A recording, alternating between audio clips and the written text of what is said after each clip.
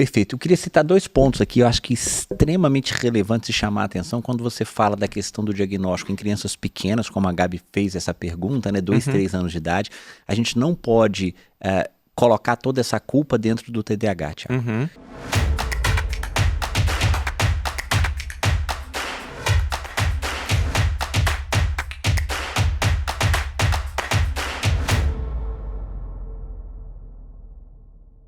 E aí, isso é importante, Gabi, porque o que é preconizado no tratamento de uma criança antes dos 5 anos de idade? Terapia cognitivo-comportamental. Essa é a base do tratamento, não é remédio, perfeito? Então, quando eu tenho uma criança 2, 3, 4 anos de idade, que esses comportamentos tido hiperativos estão em excesso, a gente não pode fechar o olho, principalmente para o autismo, Thiago. Você colocou isso, eu acho que isso é um ponto muito importante. Por quê? Diferente do TDAH, as intervenções precoces no autismo mudam o curso evolutivo de uma criança. E que geralmente não é TCC. Exatamente. Você vai ter princípios básicos ali de análise de comportamento da ciência ABA, não é o grande objetivo hoje, mas isso muda a evolução de uma criança. A criança com TDAH, ela pode esperar um pouquinho.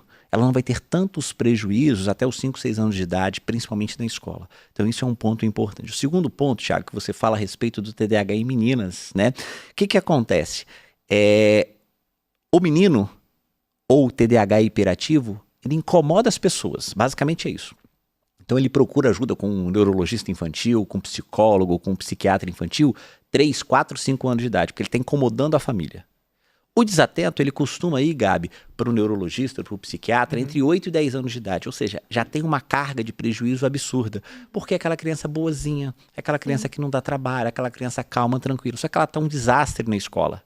Então existe exatamente isso. E quando você coloca para as meninas, você já explicou os mecanismos, e existe sim diferenças biológicas no cérebro do homem e da mulher e, consequentemente, na externalização desses comportamentos.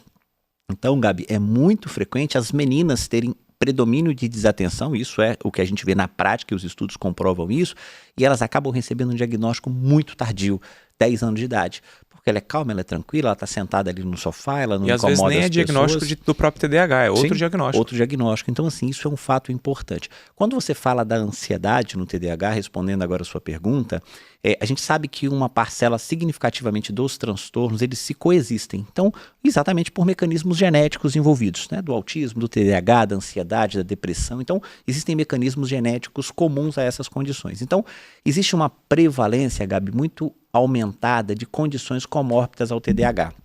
Aproximadamente 30% a 40% dos pacientes vão apresentar alguma comorbidade.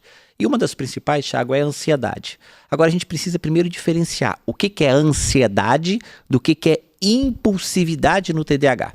Isso é muito frequente, os pais chegarem ao consultório e falarem assim, ele não espera a fila, ele entra em conversas, ele é muito inquieto, ele é ansioso. Não, isso é a impulsividade. A abordagem, quando a gente pensa em medicação, é exatamente tratar o TDAH.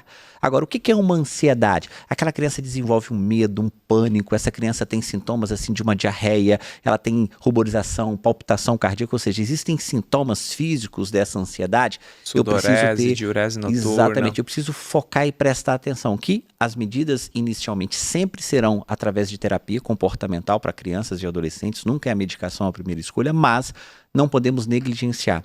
No caso do TDAH, o que a gente precisa dosar, aí cabe ao médico prescritor, Thiago, porque existe uma curva de ótimo de dose.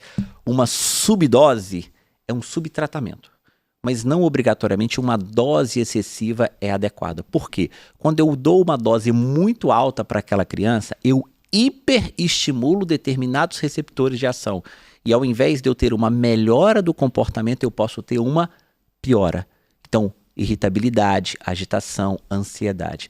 E aí a gente está causando o que a gente chama tecnicamente de uma iatrogenia, ou seja, eu estou criando problemas em relação ao tratamento. Então, essa equalização de dose é importante. Então, eu preciso entender se essa ansiedade está sendo desencadeada por mecanismos comórbidos do TDAH ou se a gente está errando na dose da medicação.